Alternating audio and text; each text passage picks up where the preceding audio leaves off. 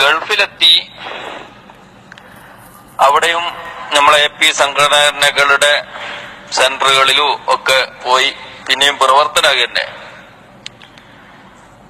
അങ്ങനെ അള്ളാഹുവിന്റെ അനുഗ്രഹം കൊണ്ട് അവിടുന്ന് അന്ന് അബുദാബിയിലുണ്ടായിരുന്നു. ദുബൈയിലാണ് ഞാൻ വർക്ക് ചെയ്യുന്നത്. പക്ഷെ എന്റെ ഉപ്പൊക്കെ അബുദാബിയിലുള്ളതുകൊണ്ട് ഞാൻ അബുദാബിയായിട്ടാണ് ബന്ധം കൂടുതൽ.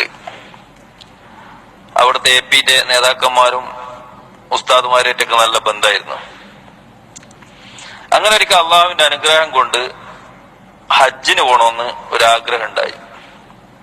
അങ്ങനെ ഈ AP സംഘടനന്റെ കീഴിൽ അവിടെ അതിന്റെ പൈസയൊക്കെ അയച്ച് എല്ലാ AP ഈ SSF ആയിട്ട് വിട്ടിട്ടുള്ള ഒരു പരിപാടിയില്ല. പൈസ എല്ലാം അടിച്ച് നമ്മള് അന്ന് ബസ്സുണ്ട് ദുബൈന്ന് അബുദാബിന്ന് മക്കത്തേക്ക്.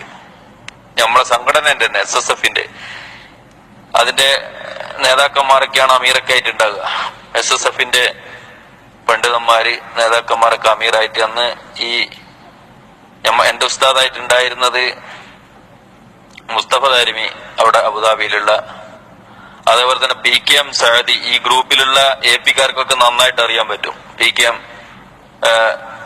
സഅദി ഉസ്താദ് എന്നാ പറയാ. അപ്പൊ ഇവരുടെ നേതൃത്വത്തിൽ നമ്മള് ഹറമിലേക്ക് മക്കയിലേക്ക് പോയി. ബസ്സിൽ ഫുൾ ആളാണ്. അപ്പൊ നമ്മളിത് മൗലൂദും റാത്തീബും കുത്തുബിയത്തും ഒക്കെ കൊണ്ട് നടത്തി ജീവിച്ച ആ ഒരു പാരമ്പര്യത്തിൽ വളർന്നത് കൊണ്ട് എന്റെ ബാഗിൽ എപ്പോഴും ഈ സാധനങ്ങൾ ഉണ്ടാവും. മൗലൂദും റാത്തീബും കുത്തുബിയത്തും ഒക്കെ. ഇതൊക്കെ എടുത്തിട്ടാണ് ഞാന് മക്കയിലേക്ക് പോകുന്നത്. എന്റെ ബാഗില് മൗലൂദിന്റെ കിതാബ്, റാത്തീബിന്റെ കിതാബ്, കുത്തുബിയത്തിന്റെ കിതാബ്, എല്ലാ ചവറ് ഗ്രന്ഥങ്ങളും എന്റെ ബാഗിലൊന്നുണ്ട്. ഹറമിന്റെ ബോർഡർ, സൗദിയുടെ ബോർഡർ എത്താൻ നോക്കുമ്പോ നമ്മളെ മുസ്തഫ PKM സഅദി ഉസ്താദ് ബസ്സിന്ന് വിളിച്ചു പറഞ്ഞു, ആരുടെയെങ്കിലും ബാഗിൽ മൗലൂദി കിതാബോ അതേപോലെയുള്ള മറ്റ് ഗ്രന്ഥങ്ങളോ ഉണ്ടെങ്കിൽ അതൊക്കെ ബാഗിൽ നിന്ന് എടുത്ത് സീറ്റിന്റെ അടിയിൽ ഒളിപ്പിച്ച് വെക്കേണ്ടതാകുന്നു. കാരണം നമ്മൾ പോകുന്നത് വഹാബികളുടെ നാട്ടിലേക്കാണ്. ഈ ഒരു വാക്ക് എന്റെ മനസ്സിൽ അന്നങ്ങ് കൊണ്ടു. എന്തായി പറഞ്ഞത്? വഹാബികളെ നാടോ? നമ്മൾ ഇത്രയും കാലം റസൂലുള്ളാഹിന്റെ മദ്ഹ് എന്ന് പറഞ്ഞ് പാടിപ്പുകയറ്റി ഈ സാധനങ്ങളൊക്കെ ഒളിപ്പിച്ചു വെക്കാനോ?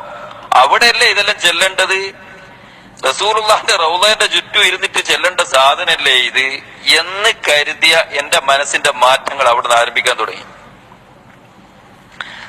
അങ്ങനെ നമ്മൾ വഹാബികളെ നാട്ടിലെത്തി, മക്കയിലെത്തി, മദീനയിലെത്തി. അവിടെ ചെന്ന് നോക്കുമ്പോ നമ്മളെ നാട്ടിലെ മുജാഹിദുകൾ പറയുന്നതിന്റെ അപ്പുറത്തെ കാര്യങ്ങളാണ് ഉള്ളത് മുഴുവനും.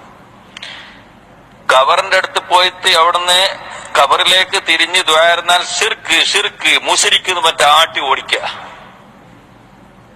എന്തെങ്കിലും ഉണ്ടോ? നമ്മളെ നാട്ടിലെ മുജാഹിദ് പള്ളിയിലുള്ളത് മാത്രമേ അവിടെയുള്ളൂ. അവിടുന്ന് ഞാൻ തീരുമാനിച്ചു, റബ്ബേ, ഞാൻ തിരിച്ചു പോയാൽ, നാട്ടിൽ പോയാൽ ഈ മുജാഹിദുകൾ പറയുന്നത് എന്താണെന്ന് പഠിക്കാൻ ഞാൻ തയ്യാറാകും. മുജാഹിദ് പണ്ഡിതന്മാര് അവരുടെ വാക്കുകളിലൂടെ ഇനി അവരെ പറ്റി ഞാൻ മനസ്സിലാക്കും എന്ന് അവിടുന്ന് ഞാൻ പ്രതിജ്ഞ എടുത്തു. തിരിച്ച് ഞാൻ വീണ്ടും ദുബൈയിൽ തന്നെ എത്തിയപ്പോ നേരെ പോയത് ദുബൈ ഇസ്ലാഹി സെന്ററിലേക്കാണ്, മുജാഹിദിന്റെ ഇസ്ലാഹി സെന്ററിലേക്ക്. അവിടെ പോയി മുജാഹിദുകളുടെ പുസ്തകങ്ങളും ഒരുപാട് പ്രസംഗത്തിന്റെ CD-കളും മുഴുവനും വാങ്ങി എന്റെ റൂമിൽ പോയി ഇരുന്ന് കേട്ടു. കേട്ടോക്കുമ്പോഴല്ലേ മൊയ്ലിയാമാരെ കള്ളി വെളിച്ചത്താകുന്നത്, തട്ടിപ്പ് വെളിച്ചത്താകുന്നത്. നബി സാധാരണ മനുഷ്യനാണ്, ഔലിയാക്കന്മാർക്ക് ഒരു കറാമത്തും മുഅ്ജിസത്തും ഇല്ല എന്ന് പറയുന്നതാണ്. എല്ലാ കള്ളവാദങ്ങളും എനിക്ക് മുജാഹിദുകളുടെ പ്രസംഗത്തിൽ നിന്ന്, മുജാഹിദുകൾ പറഞ്ഞത് നേരിട്ട് കേട്ടപ്പോൾ, ഖുർആനും ഹദീസും ഉദ്ധരിച്ച് അവര് പറഞ്ഞത് നേരിട്ട് കേട്ടപ്പോൾ അള്ളാഹുവിന്റെ അനുഗ്രഹം കൊണ്ട് തൗഹീദിന്റെ വെള്ളി വെളിച്ചം എന്റെ ഹൃദയത്തിലേക്ക് ഇറങ്ങി.